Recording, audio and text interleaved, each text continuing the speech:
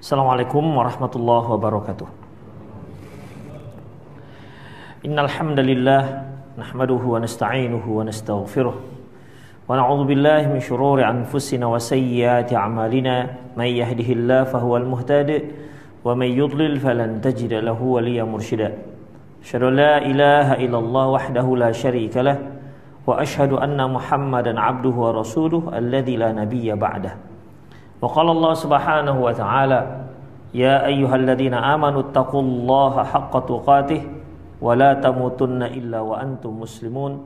Wa qala 'azza man qala ya ayyuhalladzina amanu taqullaha wa qulu qawlan sadida yuslih lakum a'malakum wa yaghfir lakum dhunubakum wa may yuti'illaha wa rasulahu faqad faza fawzan 'azima.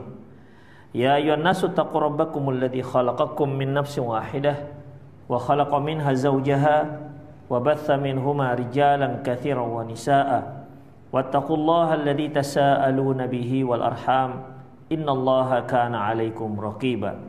Amma ba'du, nastaqal hadithi kitabullah wa khairal hadi hadi Muhammad sallallahu alaihi wasallam wa syarrul umur muhdatsatuha wa kullu muhdatsatin bid'ah wa kullu bid'atin dhalalah wa kullu dhalalatin finnar.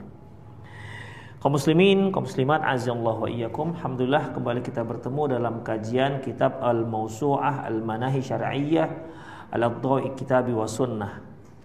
Kita masih membicarakan hukum fikih jual beli atau kitabul buyu'. Kita masuk pada bab berikutnya, babuz zajri an akhdhi thamani thamari ba'da an asabathu al-jaihah. Bab tercelanya mengambil bayaran terhadap penjualan buahan yang terkena penyakit. Artinya di sini akan dibahas bagaimana hukumnya apabila seorang menjual buahan yang masih ada di pohon yang memang sudah layak untuk dijual. Artinya hatta ya berdua solahuha, yang kata Rasulullah sampai nampak hasilnya. Ketika ditanya apa yang disebut dengan solahuha, yaitu ihmarra atau isfarra, di mana buahan tersebut sudah memerah atau menguning. Artinya sudah nampak hasilnya. Maka buahan tersebut sudah bisa untuk dijual. Permasalahannya adalah ketika buahan tersebut sudah selesai ditransaksi jual belikan, ternyata mungkin beberapa hari kemudian belum sempat dipanen, buahan tersebut diserang hama misalnya. Ya, diserang hama, atau mungkin karena terbakar, atau apapun peristiwanya yang menyebabkan buahan yang akan dipanen itu menjadi gagal, tidak bisa dipanen. Taib, ini kan sudah selesai transaksinya. Apakah orang yang menjual buahan tersebut punya hak untuk meminta bayaran karena transaksi tersebut sudah deal demikian, atau mungkin sudah dibayar, tetapi buahan masih ada di atas pohon, demikian ikhwah. Atau mungkin belum dibayar tapi sudah deal harganya, tinggal nanti ketika dipanen, ya, tinggal nanti pembayarannya berikutnya misalnya. Baik, kita lihat ikhwah, bagaimana hukumnya seperti ini. Karena bagaimanapun berarti si pembeli mengalami kerugian besar, karena buahan yang diharapkan akan dapat dipanen tidak bisa dipanen dikarenakan satu penyakit. Demikian ikhwah. Seperti yang kita katakan tadi, penyebabnya mungkin suatu penyakit, atau mungkin karena hama, ya. Mungkin hama belalang misalnya, dimakan, buahannya itu dimakan, atau hama kampret misalnya, kan bisa kan ada hama kampret yang makan buah-buahan, demikian ikhwah. Atau terbakar misalnya, dan lainnya yang menyebabkan gagal panen. Padahal buahannya sudah layak beberapa hari kemudian untuk dipanen. Apakah bagi si penjual punya hak untuk meminta pembayaran tersebut? Ini akan dibahas. An Jabir bin Abdullah radhiyallahu anhu, dari Jabir bin Abdullah radhiyallahu anhu qala, dia berkata, qala Rasulullah sallallahu alaihi wasallam, Rasulullah sallallahu alaihi wasallam bersabda, lau bi'ta min akhika thamaron, apabila kamu telah menjual buahan kepada saudaramu, fa asabathu jaihah, lantas buahan tersebut ternyata setelah itu terserang penyakit, fala yahillu laka an ta'khudha minhu syai'an, maka tidak halal engkau minta bayaran dari saudaramu tersebut. Bima ta'khudhu mala akhika bighairi haq, apa alasanmu mengambil harta saudaramu dengan tanpa alasan yang hak, tanpa alasan syar'i? Dengan artian bahwasanya ikhwah, loh kan sebenarnya dia belum mengambil, belum menerima buahan tersebut. Beda halnya dia sudah panen, kemudian dia sudah pindahkan dari tempat pemanenan, di tengah jalan mungkin terjadi tabrakan sehingga buahannya terserak dan akhirnya rusak dikarenakan tergilas oleh kendaraan-kendaraan yang lainnya, atau mungkin pick up-nya terbalik masuk ke sungai misalnya, dan seterusnya. Ini kan sudah terjadi berpindahan tempat barang yang dijual belikan. Nah, sekarang masalahnya dia masih di pohon, kemudian transaksi sudah deal, tapi ternyata gagal panen. Demikian ikhwah. Kalau padi ada nggak ya begini ya, gagal panen. Tapi biasanya kan memang tidak boleh jual yang sebelum nampak hasilnya. Kalau seandainya padi itu sudah nampak misalnya, tapi belum di siang, belum diarit, tapi udah nampak kuningnya, itu ikhwah, belum di siang kata orang. Itu bagaimana? Itu kan sebenarnya sudah bisa dipanen, tapi kalau terlalu masyafa'ala mungkin terbakar. Kan itu pas lagi agak kering-keringnya itu terbakar misalnya. Apalagi jagung, ikhwah, jagung itu kan panennya sampai pohonnya itu kering, ya kan? Karena kan jagung ini yang diambil kan bijinya yang matang itu. Beda halnya kalau jagung itu untuk sayur asem, itu nggak akan sampai matang. Atau untuk jagung rebus, jagung hawai, tidaklah dia sampai keras. Tapi kalau jagung-jagung yang keras itu ikhwah, itu kan mau dibuat tepung jagung. Tepung jagung itu apa namanya? Maizena, tepung maizena. Demikian ikhwah. Jadi itu kan biasanya panennya itu sampai pohonnya itu kering, barulah dia maksimal buahnya itu. Pas kering itu terbakar misalnya, jadi jagung bakar dia, nggak bisa lagi dijadikan sebagai pengambilan tepung. Demikian ikhwah, rusak dia jadinya. Apakah yang punya jagung itu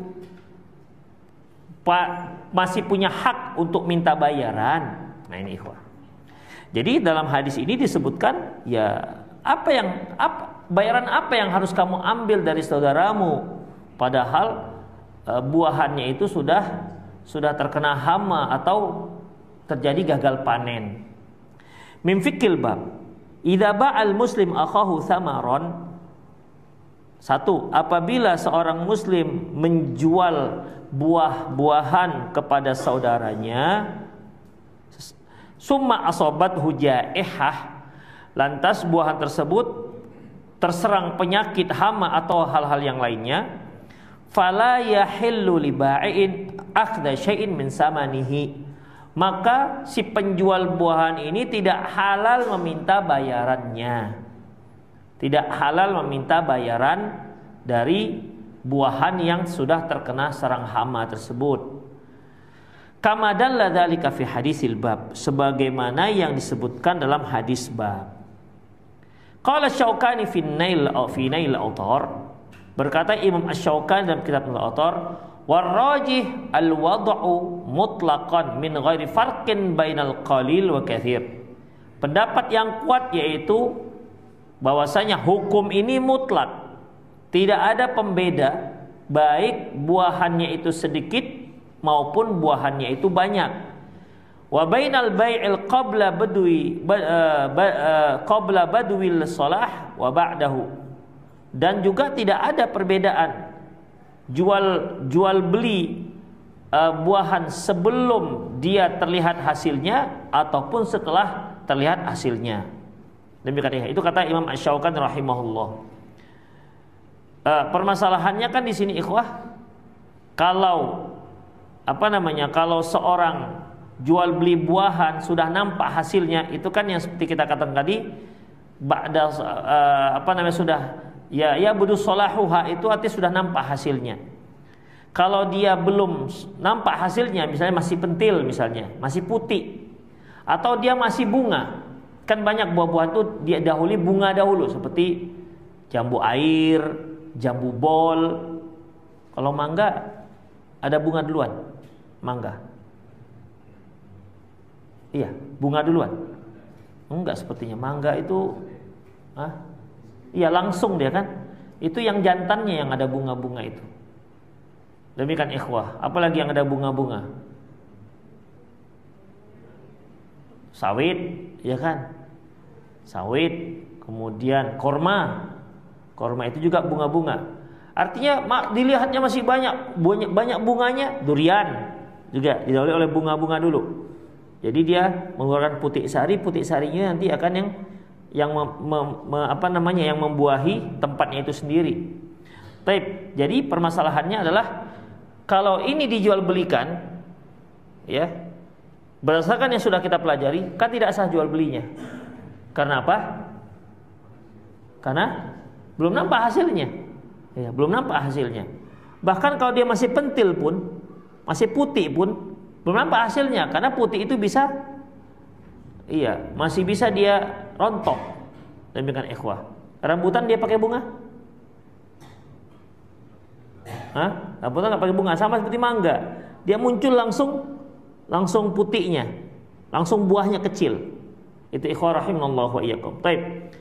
Pada dasarnya ikhwah, kalau dia jual belinya buahan tersebut qabla yabdu salahuha, sebelum nampak hasilnya, itu kan tidak sah jual belinya. Kalau tidak sah jual belinya, ya tentu tidak sah untuk dia mendapatkan pembayaran. Demikian, ya. Jadi ini bisa dipastikan adalah jual belinya itu setelah nampak hasilnya, artinya setelah sah, ya, setelah sah. Karena di sini kan permasalahannya, kalau kita lihat dari hadis bahwasanya ini jual belinya sudah sah. Tapi kata Allah masyafa'ala, ternyata buahnya itu gagal panen dikarenakan kena hama. Demikian ikhwah. Itulah penyebab si penjual, si pemilik buahan tidak berhak untuk meminta bayaran. Demikian ikhwah. Kita lihat dulu bagaimana komentar para ulama. Qala ba'du ahli ilmi al-amr bil wad'il jawaih li thamari alladhi lam yabdu salahuhu. Adapun sebagian ulama yang menyatakan bahwasanya tidak pantas, tidak perlu untuk dibayar dikarenakan buahan tersebut terserang hama, yaitu buahan yang sebelum nampak hasilnya. Istadallu bihadisi Anas radhiyallahu anhu. Mereka berdalilkan dengan hadis Anas bin Malik, anna Rasulullah sallallahu naha an bai'i thamar qabla nuzha. Nabi sallallahu alaihi wasallam melarang jual beli buahan sebelum nampak. Sebab nuzha, qila lahu ma nuzha? Dikatakan apa yang dikatakan nuzha? Hina tahmaru, yang dikatakan hasil yaitu tahmaru, ketika buahan tersebut sudah mulai berwarna merah. Demikian ikhwah. Qala ara'aita idza mana Allahu thamar bima ya'khudh ahadukum mala akhihi. Lantas Rasulullah mengatakan, bagaimana pendapat kalian apabila Allah Subhanahu wa taala ternyata mentakdirkan tidak jadi panen, gagal panen, rusak rusak buahannya. Lantas apa hak kamu untuk meminta bayaran dari saudaramu? Jadi dari sini nampak bahwasanya ini transaksinya benar, transaksinya sah, sehingga permasalahannya adalah dikarenakan terjadinya gagal panen dikarenakan rusaknya buah-buahan tersebut. Wa hadzal hadis la yasih li takhsisi hadis Jabir li wujuhil atiyah. Hadis ini tidak layak dijadikan sebagai pengkhususan berdasarkan hadis Jabir yang akan datang. Demikian ikhwah. Jadi maksudnya di sini bahwasanya sebagian para ulama mengatakan tidak layak minta bayaran apabila buahan tersebut, jual beli buahan tersebut terjadi sebelum nampak hasil. Itu dia. Ngerti kan maksudnya? Saya ulangi. Kan tadi kita sebutkan bahwasanya Rasulullah Shallallahu Alaihi Wasallam melarang menjual buahan yang qabla an tuzha hatta tuzha, yang satu lagi hatta ya berdua solahuha, sampai nampak hasilnya. Kemudian disebutkan kapan dikatakan dia hasil, ketika buah tersebut sudah mulai memerah atau sudah mulai menguning, nampaklah sudah mulai hasilnya. Kalau sebelum itu maka tidak boleh jual beli. Kalau terjadi jual beli maka jual belinya tidak sah.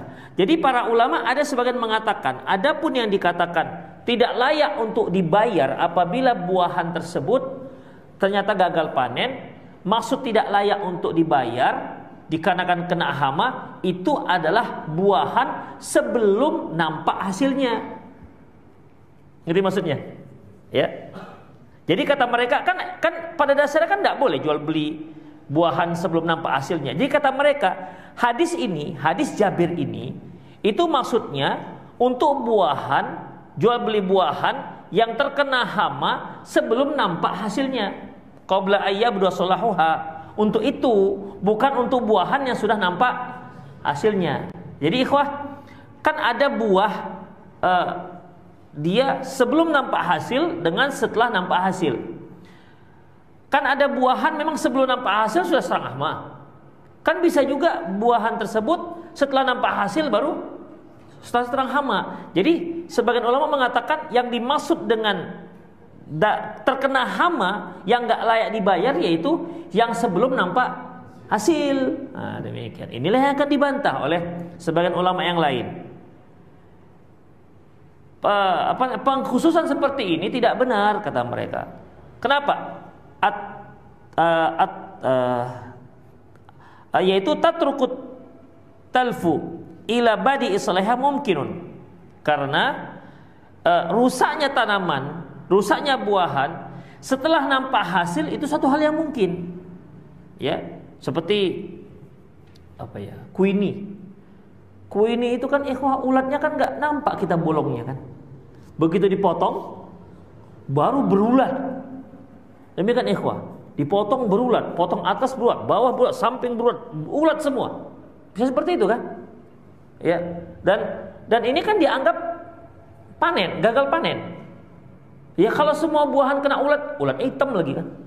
Sudah itu pasir-pasir lagi dalamnya, wangi-wangi begitu, akhirnya nggak ada yang bisa digunakan. Mau di jus dengan ulat-ulatnya. Demikian. Ada juga durian. Durian kan berulat juga. Nah, semua sisi ada ulatnya misalnya. Demikian ikhwah. Juga durian ini ada hamanya tupai. Tapi yang jual durian suka kalau ada hama tupai. Kenapa? Tandanya oke. Tupai bisa milih durian. Mana yang enak? Kalau ada yang bolong dimakan tupai, berarti ini duluan oke. Dan memang itu dibuktikan, terbukti. Pilihan tupai bagus. Demikian ikhwah. Baik, jadi permasalahannya seperti itu. Jadi dibantah bahwasanya terserangnya hama, gagalnya panen ini bisa terjadi setelah buahan itu nampak hasilnya. Wal illatu fil wada'i huwa al ja'ih, dan sebab fil wada'i, sebab tidak perlu dibayar, tidak layak untuk dibayar, yaitu dikarenakan terserang hama atau terserang apapun yang bisa menggagalkan merusak buahan tersebut.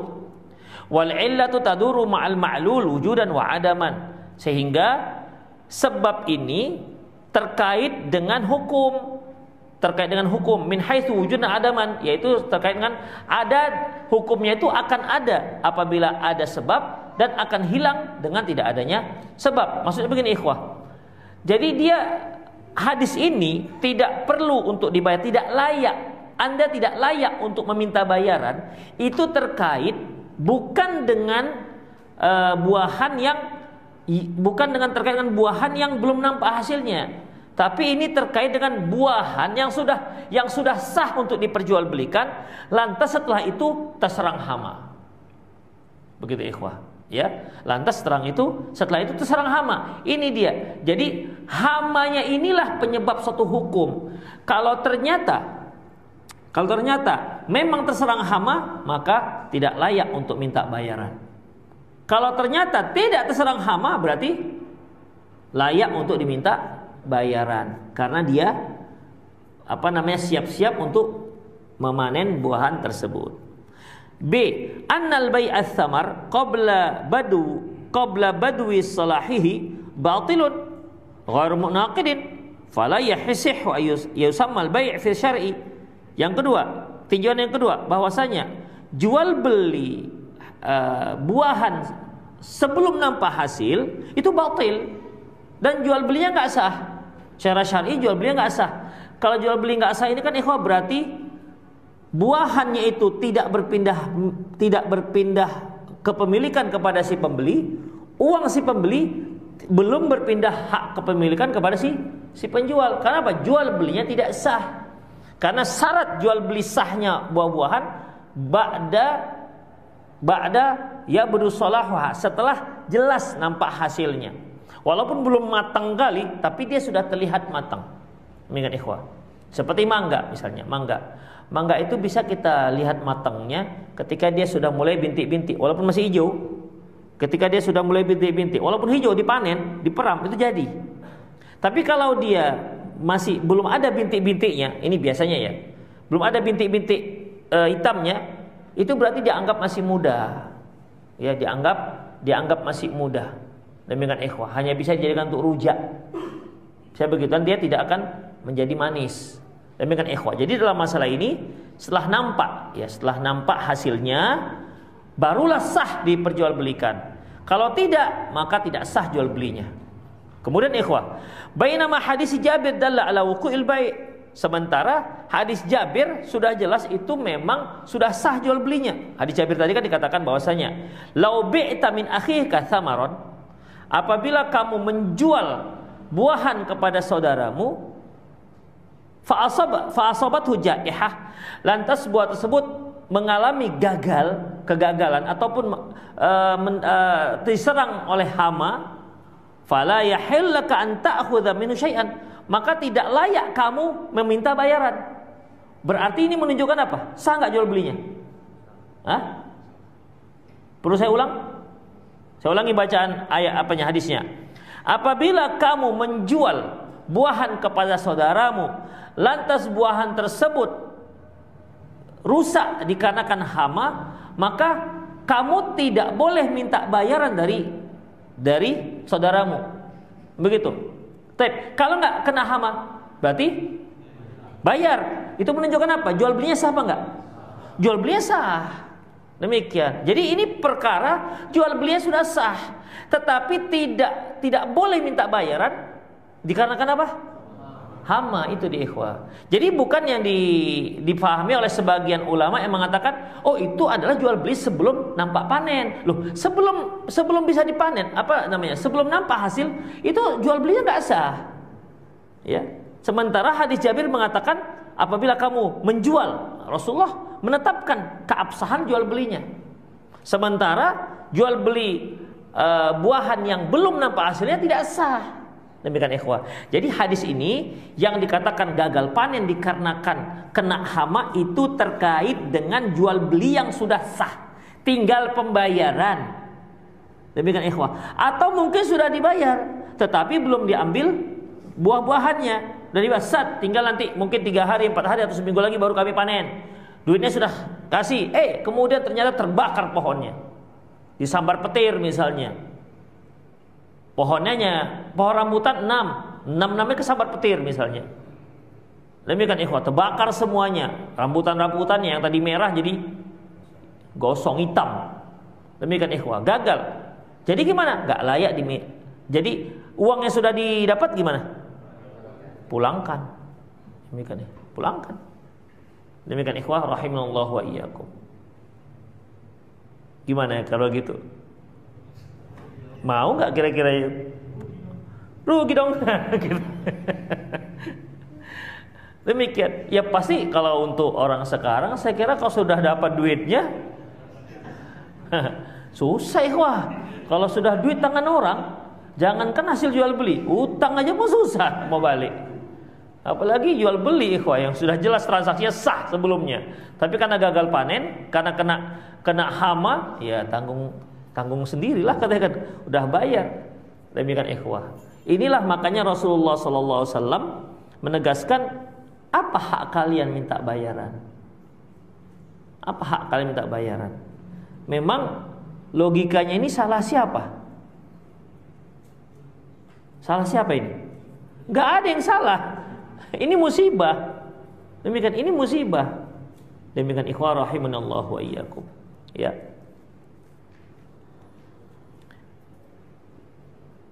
Bisa nggak ya kita kiaskan misalnya kita membeli sabun misalnya ke produsen langsung, kan ini jual beli salam kan, kita pesan misalnya, saya minta sabun sekian ratus potong dari produsen namanya kan, produsen namanya kan, ya. Kemudian sudah dibayar, kemudian sudah muncul sabunnya, kemudian banjir, sabunnya saja sudah padat, mencair, namanya juga banjir. Terus gimana itu? Duit sudah dibayar, gimana?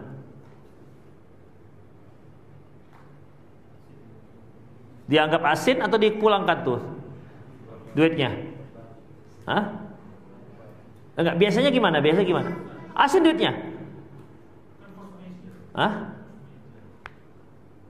Ini juga post major. Ini kan post major, bukan sengaja pagi-pagi dibakarnya sendiri kan, enggak. Demikian.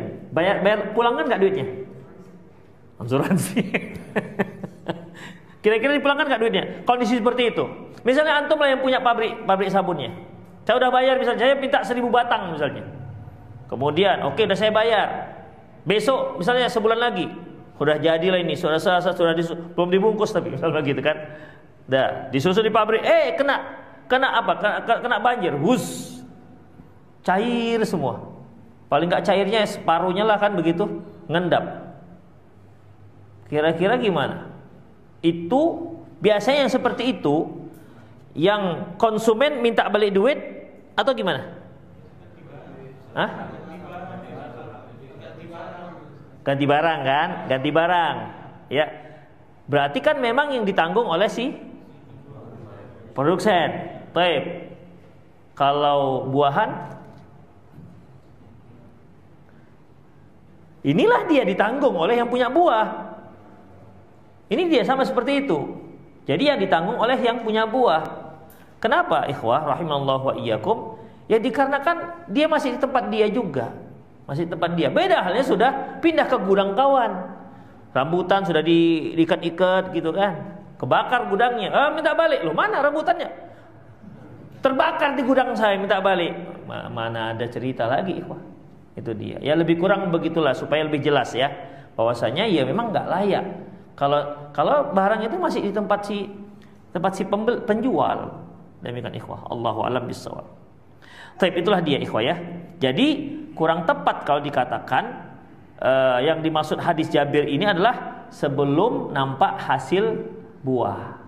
Demikian, karena jual beli buah yang belum nampak hasil itu tidak sah jual belinya. Baik, kita lanjut. Babu itsmi man ba'a hurran. Bab dosa yang menjual manusia yang merdeka. Diculiknya anak orang, dijualnya gitu. Ini human trafficking kan. Sekarang kan sempat viral gitu. Human trafficking artinya dengan alasan mau bekerja, ya, para wanita mau jadi TKI, kemudian ternyata berada di tempat yang salah, dijual dengan iming-iming dia akan bekerja dengan gaji sekian, walaupun dia nggak punya modal, nggak apa-apa, nanti dia bekerja saja, nanti dipotong, kan itu biasanya ya. Nggak punya modal nih, ya kalau dia punya modal sekian puluh juta misalnya, baru dia bisa bekerja, mungkin nggak semua. Tapi dengan iming-iming, nggak apa-apa, nggak punya modal, yang penting nanti ketika dia kerja baru dipotong modalnya sekian misalnya. Ini banyak yang mau begini, rupanya dijual dia misalnya, dijual atau culik, jual. Ini dosa menjual orang manusia yang merdeka. An Abi Hurairah radhiyallahu anhu anin Nabi sallallahu alaihi wasallam qala, dari Abi Hurairah radhiyallahu anhu dari Nabi sallallahu alaihi wasallam, beliau bersabda, qala Allah berfirman. Qala Allah berfirman. Salah satun ana khasmuhu yaumil qiyamah. Ada 3 orang akan dihujat Allah nanti di hari kiamat. Allah yang menghujat dia langsung. Rajulun a'tabi summa ghadar. Seorang yang berjanji atas namaku, lantas dia mengkhianati perjanjian tersebut. Wa rajulun ba'a hurran fa akala samanah. Seorang yang menjual manusia merdeka, lantas dia makan uangnya, uang hasil penjualannya. Wa rajulun istajara ajiran fastawfa minhu wa lam yu'tihi ajrahu. Seorang yang seorang yang mengambil seorang upahan, ya, seorang yang menyewa seseorang atau mengupah seseorang, sementara si orang yang diupah tersebut, si pekerja itu sudah melaksanakan kewajibannya, tapi dia belum diberi gajinya. Demikian. Ini 3 orang yang nanti akan Allah Subhanahu wa taala akan hujat nanti di hari kiamat. Kalau kita lihat ikhwah di sini, anin Nabi sallallahu alaihi wasallam, dari Nabi sallallahu alaihi wasallam qala, beliau bersabda, qala Allah berfirman. Ini disebut dengan hadis apa? Hadis qudsi. Ya, disebut dengan hadis qudsi. Ikhwah, perbedaan antara hadis qudsi, yaitu yang firman Allah berfirman, dengan firman Allah yang Al-Qur'an. Perbedaannya adalah, pertama, kalau Al-Qur'an makna dan lafaznya itu dari Allah. Kalau hadis qudsi, makna dan lafaznya apakah dari Allah apa tidak? Demikian ikhwah. Di sini adalah khilafiyah dengan para ulama. Ada sebagian yang mengatakan bahwasanya hadis qudsi pun makna dan lafaznya dari Allah. Ada sebagian lagi mengatakan bahwasanya maknanya dari Allah, lafaznya, redaksinya dari Rasulullah sendiri. Begitu. Misalnya begini ikhwah. Saya bilang misalnya saya punya manajer saya misalnya, bilangin saya hari ini nggak bisa hadir. Lantas manajer saya ini akan berbicara, pakai redaksi dia, karena Ustadz sedang sibuk segala macam, ya kemungkinan besar dia nggak bisa hadir. Ini kan sudah berbeda redaksinya, tapi maknanya sama, ya, maknanya sama. Misalnya saya katakan besok saya pergi ke Sukarame, besok saya pergi ke Padang, misalnya. Mungkin orang yang mengatakan besok Ustadz safar ke Padang, pergi kan safar, kan mirip itu, ya. Tapi kan lafaznya bukan dari saya. Lafaznya dia meriwayatkan secara makna. Apalagi misalnya yang mirip itu maknanya. Saya pergi ke Padang. Kemudian saya safar. Ustadz mengatakan saya safar ke Padang. Apalagi? Jalan-jalan ke Padang? Bisa sama artinya, jalan-jalan ke Padang. Hah? Beda ikhwah. Jalan-jalan ke Padang itu dia lebih pada liburan kan, weekend. Karena pergi ke Padang bisa aja bukan weekend, karena ada tugas misalnya, begitu ikhwah. Jadi dia harus semakna. Maknanya sama, tapi lafaznya berbeda. Makanya sebagian ulama mengatakan bahwasanya hadis qudsi itu maknanya dari Allah, lafaznya dari Rasulullah, redaksinya itu dari Rasulullah. Sebagian lagi mengatakan bahwasanya makna dan lafaz dari Rasulullah makna dan lafaz dari Allah Subhanahu wa taala. Demikian ikhwah. Yang kuat yang mana ini? Yang kuat Allahu a'lam bissawab, yaitu hadis qudsi makna dan lafaznya itu dari Allah Subhanahu wa taala. Kenapa kita katakan begini ikhwah? Karena salah satu akidah Al-Asy'ariyah yang banyak di Indonesia kan Asy'ariyah banyak ya. Mereka mengatakan bahwasanya kalamullah itu yaitu kalamun nafs. Kalamun nafs, kalamnya Allah kan mereka kan mengatakan bahwasanya Allah itu punya sifat al-kalam. Kalamnya Allah itu kalamun nafs. Kalamun nafsi itu ya Allah Subhanahu wa taala memberikan pemahaman kepada Rasulullah. Jadi bukan dia berupa huruf, bukan berupa suara. Ngerti maksudnya? Seperti yang saya katakan ini. Saya pergi. Apa yang antum dengar? Suara. Kemudian ada hurufnya kan bisa ditulis. Ada demikian. Ada kalamun nafs. Kalamun nafsi itu saya tengok antum, tiba-tiba antum faham apa maksud saya. Nah, gitu kira-kira. Ya. Kita sama tengok-tengokan nih. Ngertilah maksudnya. Demikian ikhwah. Beda halnya dengan ini, dengan sandi. Kalau sandi kan dia sebenarnya perwakilan dari ucapan. Itu kan sebenarnya perwakilan ucapan. Demikian ikhwah. Sama dengan tulisan, itu perwakilan ucapan. Lambang bunyi bahasa. Isyarat juga lambang bunyi bahasa. Tapi ini enggak. Dengan melihat lantas yang saya lihat tahu maknanya. Itu namanya kalamun nafs. Memahami ucapan saya tanpa ada suara, tanpa ada huruf dan seterusnya. Itu dia. Jadi orang-orang Asy'ariyah memahami bahwasanya kalamullah itu kalamun nafs. Ucapan tetapi tanpa ada suara, ya, tanpa ada suara, tanpa ada huruf dan seterusnya. Kalau kita katakan hadis qudsi itu adalah hanya makna tanpa lafaz, redaksinya dari Rasulullah, berarti itu pembenaran terhadap mazhab Al-Asy'ariyah. Kan berarti Allah itu berarti hanya dah.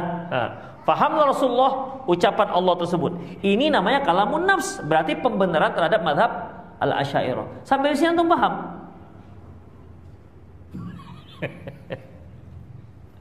Enggak. Jadi gimana jadinya?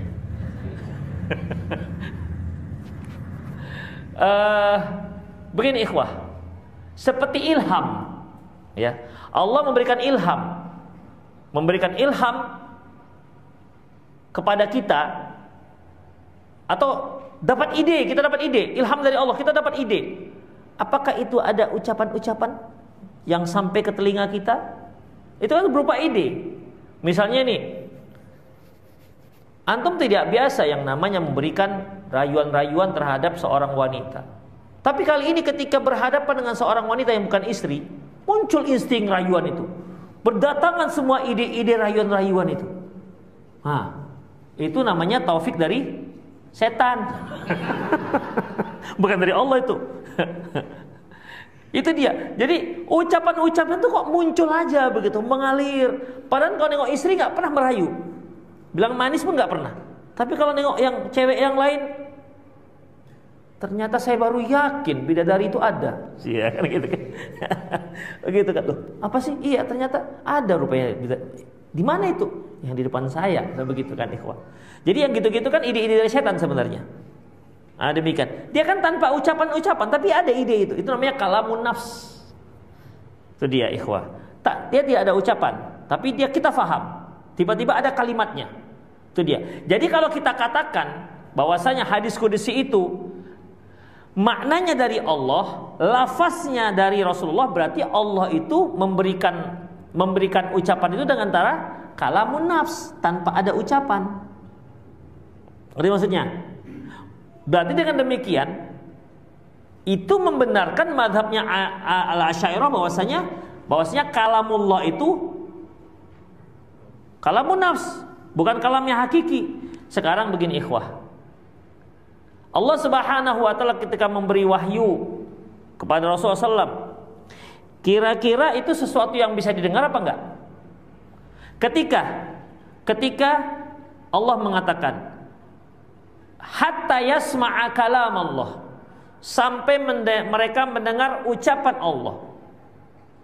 Mendengar ucapan Allah ikhwah, berarti memang bahwa ucapan Allah itu, kalamullah itu bisa didengar. Ya, bisa didengar.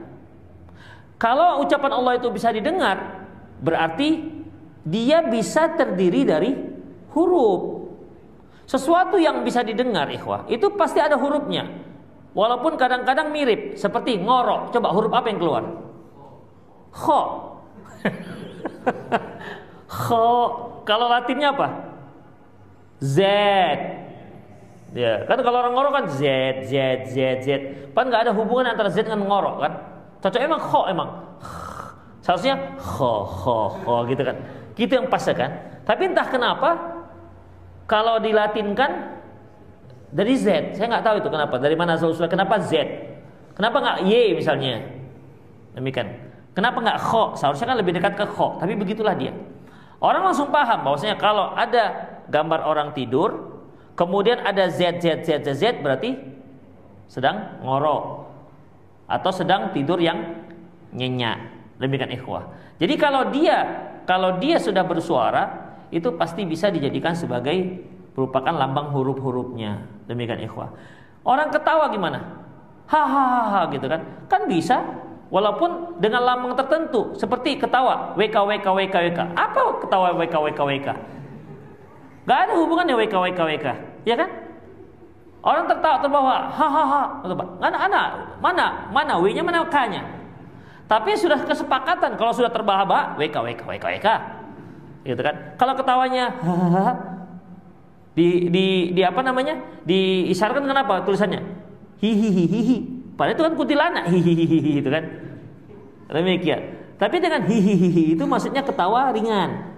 Nah, demikian. Kalau dia sedang hahaha, itu masih oke lah. Tapi kalau terbahak-bahak WK itu lebih parah lagi, nggak ada hubungan sama sekali. Tapi ya sudah, semua orang paham. Kalau sudah WK artinya terbahak-bahak. Taib ikhwah, itulah dia. Makanya Allahu a'lam bissawab, hadis qudsi itu ikhwah, ya, lafaz dan makna dari Allah Subhanahu wa ta'ala.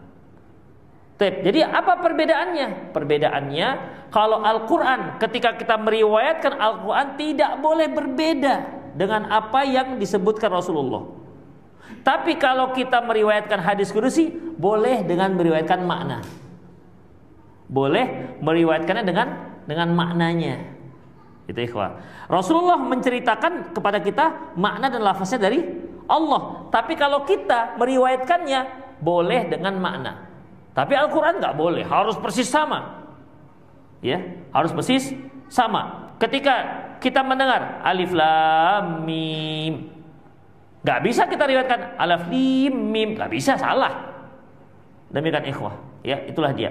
Kemudian yang kedua yaitu kalau Al-Quran itu dibaca dengan ta'abbud. Ta'abbudnya itu berpahala. Kita baca alif lam mim, walaupun kita nggak mengerti apa makna alif lam mim, tapi tetap dapat pahala. Demikian ikhwah, tetap dapat pahala. Apalagi kalau kita faham maknanya, apalagi kalau kita ngerti istinbat hukumnya, apalagi kalau kita amalkan, apalagi kalau kita hafalkan. Masya Allah, bertingkat-tingkat. Jadi Al-Quran dibaca saja, kan banyak orang baca Quran yang nggak faham maknanya, itu saja sudah berpahala. Demikian ikhwah. Ya, buktinya ketika Rasulullah katakan la aqulu alif lam harf walakin aliful harf lam harf mim harf. Aku tidak katakan alif lam mim itu satu huruf, tapi alif satu huruf, lam satu huruf, mim satu huruf. Semuanya dikalikan 10 menjadi 30. Membaca huruf yang kita nggak faham maknanya, tetap satu huruf kalikan 30. Itu dia. Tip. Kalau kita baca innamal a'malu binniyah, ada pahala nggak? Itu kan hadis tuh. Innamal a'malu binniyah, ada pahala nggak?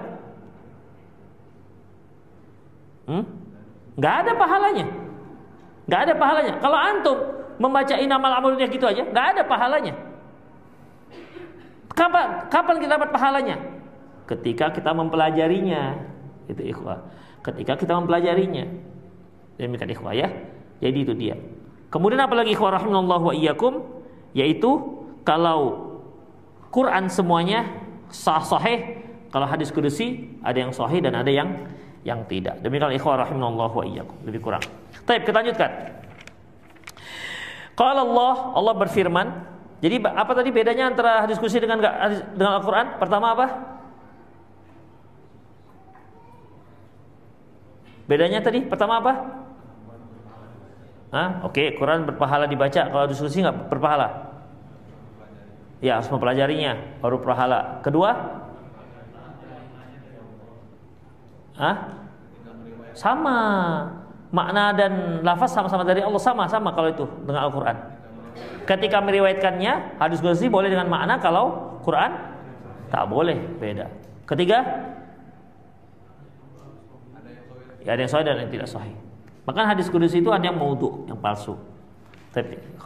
Jadi kata Allah berfirman, ada 3 orang yang akan aku hujat. Pertama, yang tadi yang dia berjanji atas namaku kemudian dia pungkiri janjinya. Yang kedua yaitu orang yang menjual manusia merdeka lantas dia makan hasilnya. Kemudian seorang yang menyewa seseorang, si orang yang disewanya sudah melaksanakan tugasnya tapi belum digaji. Min fikil bab 1, man ba'a abdan summa katama dzalika wa akala thaman faqad istahaqqal wa'id asyadid wal adzabul akid. Barang siapa yang menjual hamba sahaya lantas dia sembunyikan, dia rahasiakan, lantas dia makan hasil bayaran jualan tersebut, maka orang ini berhak untuk mendapatkan ancaman dosa. Hanya tadi saya baca, saya nggak paham dengan nomor 1 ini. Karena yang ada itu nomor 2 ada. La yajuzu bai'ul hur. Tidak boleh menjual orang yang merdeka. Yang pertama ini saya cari-cari referensinya, saya nggak paham. Dia sepertinya tidak ada hubungan dengan hadis. Kan hadis barang siapa yang menjual manusia yang merdeka. Ini barang siapa? Man ba'a abdan. Barang siapa yang menjual seorang hamba. Summa katama dzalik. Lantas dia rahasiakan. Dia sembunyikan. Gak tahu juga maksudnya dia sembunyikan apa. Wa akala saman. Lantas dia makan hasil jualan tersebut. Maka orang ini diancam dengan siksaan yang pedih. Jadi padahal kan boleh menjual seorang hamba. Saya punya hamba nih. Saya jual hamba saya tanpa pengetahuan orang. Kecuali orang yang membeli lah tahu. Ada masalah apa tidak? Ya tentunya ada masalah, namanya dia hamba. Jadi yang nomor 1 ini afwan, saya nggak paham maksudnya. Saya baca berulang-ulang apa maksudnya. Saya cari tempat-tempat lain, nggak tahu maknanya ini apa maksudnya. Mungkin di sini maksudnya katama dzalik, mungkin apa maksudnya? Katama itu artinya merahasiakan. Demikian, merahasiakan. Allahu a'lam maksudnya ini. Yang nomor 1 saya nggak paham. Yang nomor 2, la yajuzu bai'ul hur, tidak boleh jual beli orang yang merdeka. Demikian ikhwah, aku qouli hadza wa astaghfirullah li wa lakum wa lisal muslimin innahu wal ghafur rahim. Ada yang mau bertanya silakan.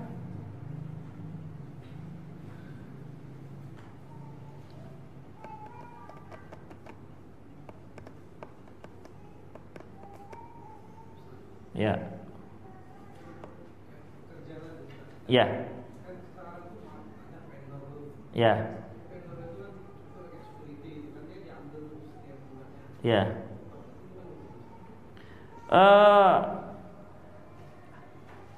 Vendor, security itu punya perusahaan kita ada deal-dealan dengan perusahaan vendor itu. Ya tergantung apa MOU kita dengan si vendor itu. Misalnya kita sudah punya nih, dapatlah kita. Kemudian gaji diberilah kepada si vendor ini sekian juta misalnya. Kemudian dari perusahaan vendor ini mereka dapat untung, boleh, nggak ada masalah, nggak ada masalah itu. Karena kan dia dapat kerjaan itu melalui vendor, demikian, ya. Dan vendor ini bertanggung jawab terhadap si si perusahaan, bukan si security-nya. Sekarang kan juga demikian ikhwah. Mobil dan sopir itu vendor. Umumnya sekarang perusahaan tidak mau lagi punya mobil sendiri dan punya sopir sendiri. Kenapa? Resikonya terlalu banyak, terlalu besar. Dengan vendor, mereka nggak mau tahu. Kami butuh mobil dengan merek sekian, merek ini, dan sopirnya sekian. Demikian. Ketika mobilnya rusak, dia nggak mau tahu, ganti, gitu. Dia nggak mau tahu kalau sopirnya sakit, kalau nggak mau tahu. Yang penting dia mau ada sopir. Kami butuh, pas kami butuh ada sopir, ada mobil. Nah, lebih sedikit resikonya. Kalau seandainya dia punya mobil, rusak mobilnya, berarti kan mereka harus maintenance-nya lagi. Sopirnya sakit, cari sopir lagi, gitu kan. Kalau ini tidak. Kalau sudah dia dengan vendor, benar vendor itu menyediakan mobil sekaligus sopirnya, mereka nggak mau tahu. Bahkan ini ikhwah yang untuk untuk aroma ruangan, kan umumnya kalau kantor pakai AC tuh, itunya juga yang pakai vendor, aroma ruangan itu, mereka nggak mau tahu. Pokoknya ini harus wangi. Habis mereka ganti. Demikian ikhwah. Termasuk juga kebun.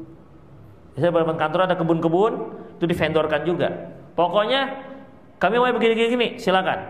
Mereka cari bunganya, mereka yang ngerawat. Sekarang udah main begitu ikhwah. Tinggal perusahaan itu yang diurusnya apa? Keuangan dengan pegawainya sendiri aja, pegawai yang inti-inti saja. Jadi bisa saja dalam sebuah perusahaan itu sebenarnya banyak perusahaan di dalamnya yang ikut di situ. Mungkin perusahaan menyediakan mobil dengan sopir, kemudian yang security, kemudian bagian perkebunannya, bahkan jangan-jangan cleaning service-nya itu ada vendornya lagi. Demikian. Jadi tinggal ya pegawai-pegawai inti saja jadinya. Demikian ikhwah. Dan dia tidak ada hubungan ikatan kerja kan. Kalau ada PHK, mereka nggak ada masalah lagi. Itu urusan si vendor. Demikian. Ya gitulah sekarang. Ini masjidnya ada vendornya nggak ini? Kalaupun ada bisa gratis. Ada lagi? Jadi nggak apa-apa ya. Itu perusahaan yang nanggung semuanya. Mereka punya risiko. Mereka punya resiko, punya tanggung jawab terhadap perusahaan. Makanya mereka berhak dapatkan fee dari biayanya. Uang yang diberikan kepada si perusahaan kepada si vendor. Ada lagi? Bis pulang kita. Udah 9:30. Sepertinya gak ada pertanyaan, sudah jelas sekali. Atau memang belum makan malam, kita nggak tahu juga, sehingga tidak muncul ide-ide pertanyaan.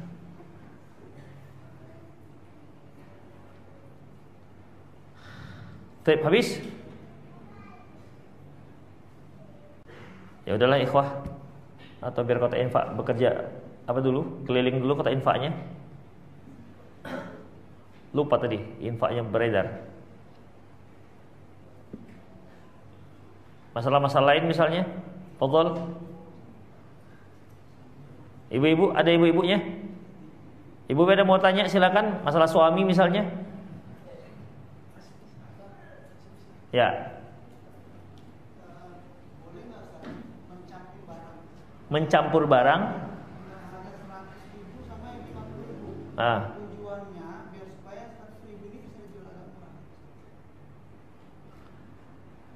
Yang konsumen tahu nggak itu campur? Wah, nggak boleh lah. Kita katakan bahwasanya ini barang yang grade-nya itu grade yang 100.000, kita campur dengan yang 50.000, ya Pak, penipuan namanya Pak.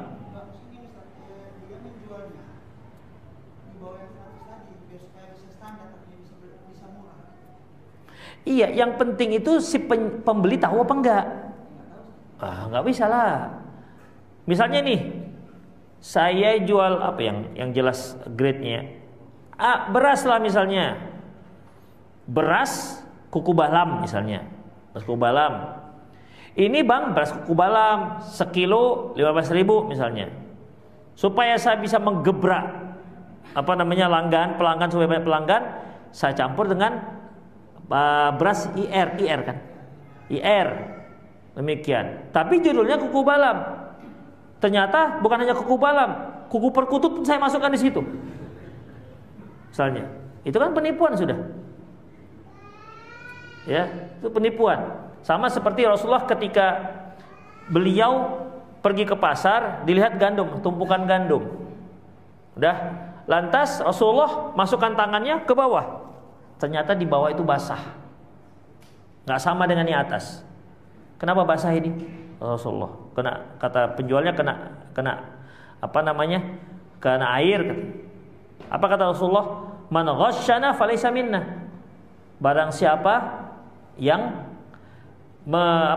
mendustai kami, mengkhianati kami, maka enggak termasuk kami. Ya seharusnya dari yang atas sampai bawah itu sama. Demikian ikhwah. Antum jual misalnya, jual mangga. Ya, mangga misalnya 15.000. Di bawah setengah kilo. Kecil aja setengah kilo. Awak ada turun dari mobil. Gimana, penipuan enggak itu? Atau 15 mangganya misalnya mangga mana lagi, atau mangga harum manis. Biasanya kan paling enggak 20.000, kalaupun banjirnya mangga 20.000. Ini enggak, sekilo 15.000. Demikian ikhwah, 15.000. Letakkannya labelnya itu di atas mangga yang bagus-bagus. Rupanya di bawah itu ada yang tanda panah, yang di bawah pickup itu rupanya yang 15.000 segini udah kering-kering. Kita udah turun dari mobil masalahnya. Aduh, ini kena kita kali ini. Demikian. Boleh nggak seperti itu? Ikhwah, itu pasti tujuannya adalah untuk penipuan. Ya, memang sih belum terjadi, tapi orang sempat tertarik dengan harga seperti itu. Kan itu artinya ikhwah. Ini biasanya apa? Jual buah naga itu biasanya. Di atas itu besar-besar. Yang warisan kan? Warisan petani buah naga. Dia besar-besar. Tengok, biasanya kalau buah naga standarnya berapa yang bagus itu? 25.000 ada? 25 ya. Tapi ini 10.000 per kilo. 10.000 di atas label itu yang besar-besar. Ternyata sudah krinyit-krinyit di bawah itu. Turun. Ini 10.000 Pak? Enggak Pak, maaf bukan ini, yang bawah. Udah krinyut itu. Bukan buah naga lagi namanya. Buah capung sepertinya. Enggak naga lagi udah. Nah, demikian ikhwah. Itu enggak dibolehkan. Karena itu bagaimanapun terjadi penipuan walaupun belum sempat jadi beli. Kalau pembeliannya udah jadi penipuan jual beli sudah sah, tak sah ya. Tidak sah. Tapi ini sudah dari awal sudah terjadi penipuan. Ya terang-terangan aja lah, terang-terangan aja. Demikian ikhwah rahimanallah wa iyyakum. Nah, sama seperti tadi itu 10.000. Ya orang kan biasanya 10.000 per kilogram begitu. Per kilogram. Nampak 10.000-nya nampak, kilogramnya nampak. Yang setengahnya itu nggak nampak, kecil dia. Bapak tengok itu, fontnya beda, font 8 di pokoknya. Font udah paling kecil. Yang ini 10.000 tuh fontnya font 70-80, kilogramnya 80. Yang 0,5-nya itu font 9, font 12 gitu. Nengok semeter baru nampak. Kita nggak mungkin nengok sampai lewat dari semeter kan? Paling nggak 10 meter. Demikian. Udah tawar kalau udah yang nggak gengsi, aku kira begini nggak jadilah bang. Aman sebenarnya. Kalau kita nggak gengsi, tapi kan banyak gengsinya. Demikian ikhwah. Allahu a'lam bishawab. Jadi nggak boleh campur-campur gitu. Ya, campur-campur. Kecuali ikhwah memang judulnya campur. Kan ada campur mix korma campur kan ada. Jual kacang-kacangan tuh yang dari haji biasanya tuh kacang-kacangan campur. Demikian. Tapi kalau antum jual kacang almond campur kacang tojin, ternyata atasnya kacang almond, bawahnya tojin. Ini kan pembohongan sampai di rumah.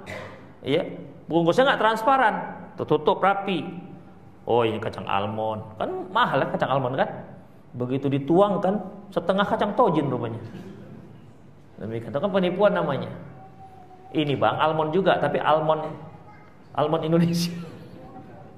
Kacang almond namanya kan? Kacang almond namanya kan? Nah, kacang almond, ikan. Bukan salmon, itu ikan. Almond, ikan. Ya sama seperti antum misalnya kita jual daging ikan salmon yang sudah di freezer, di bawahnya rupanya ikan sepat. Ya kan udah beda ikhwah. Demikian. Kan ada ikan sepat, ikan nila yang dipotong kan bisa juga demikian. Atau campur ikan tongkol, ya kan beda salmon dengan tongkol. Demikian. Walaupun sebenarnya sama-sama omeganya ada juganya. Tapi kan modelnya kan Indonesia ini kalau dari luar negeri. Padahal di sana berserak-serak juganya karena dia bawa pulang ke rumahnya kan, serak-serak juganya. Ini apa? Ikan salmon nih bang. Lain. Gengsi makan itu beda. Ikan salmon daripada ikan apa? Ikan tongkol. Ikan apa ini? Ikan apa namanya? Ikan gembong gitu. Kan nggak keren dia, nggak keren. Makanya di tempat-tempat restoran-restoran yang mahal-mahal tuh nggak ada ikan gembong, itu nggak ada ikhwah. Ikan sepat nggak ada, ikan sepat di situ. Ikan apa lagi? Ikan mujair nggak ada. Demikian. Ikan salmon, itu dia, keren dia. Karena hanya ada di Indonesia, di luar negeri sana. Padahal ikan nila ini pun luar negeri sana juga jadi mahal kan? Kenapa? Dari sana ikan nila, mungkin namanya nileo entah apa gitu kan? Dibuatlah sekeren mungkin namanya, impor ini dari luar negeri. Gitu ya. Ya seperti saya ceritakan, bahwasanya di ring road makan gitu. Ini semua kok banyak lio gitu kan? Apa ini? Udah ini enak nih, enak. Rupanya roti keras, roti kering itu. Kan ada roti kering. Nah, roti kering itu ditaruh ikan kemamah Aceh itu, ikhwah, atasnya itu. Jadi 5 biji gini sekian puluh ribu. Tahu kan ikan kemamah itu kan? Orang Aceh tahu ini. Ikan tongkol yang disuir-suir. Nah, itu dia. Ikan suir taruh di atasnya itu. Jadi roti kering taruh ikan kemamah di atasnya itu. Jadi mahal gara-gara namanya teh lio-lio gitu-gitu. Kita nggak tahu gitu-gitu. Coba dia bilang roti kering campur kemamah, selesai kan ceritanya kan? Kita kok segini harganya? Di rumahku banyak ini. Di rumahku banyak ini. Gitu. Keren-keren sekarang restoran-restoran ini. Demikian ikhwah. Itulah dia. Nanti lama-lama lontong itu mungkin dibuat nama lebih apa? Mungkin apa gitu kan? Hah? Iya. Jadi bedanya lontong itu tukar bungkusnya, bungkus apa namanya, lampu laut. Lontongnya wow. Jadi nggak lontong, liontong gitu. Apa? Dibuat loncos gitu kan? Loncos. jadi mahal dia. Itu dia. Oke lah, itulah dia siasat-siasat para pedagang-pedagang. Namun yang membeli juga tetap puas karena mahal ya, namanya pakai bahasa Inggris kan gitu. Bahasa Inggris. Coba dia katakan roti keras campur kemamah. Insya Allah harganya 10.000 paling itu. Tapi karena namanya di Itali kan, jadi 40 harganya. 40.000. Itulah ikhwah. Oke lah, itu saja, semoga bermanfaat. Aku qouli hadza wa astaghfirullah li wa lakum wa lisal muslimin innahu ghafurur rahim. Subhanakallah wa bihamdik asyhadu an la ilaha illa anta astaghfiruka wa atubu ilaik. Wa akhiru da'wana alhamdulillahirabbil alamin. Assalamualaikum warahmatullahi wabarakatuh.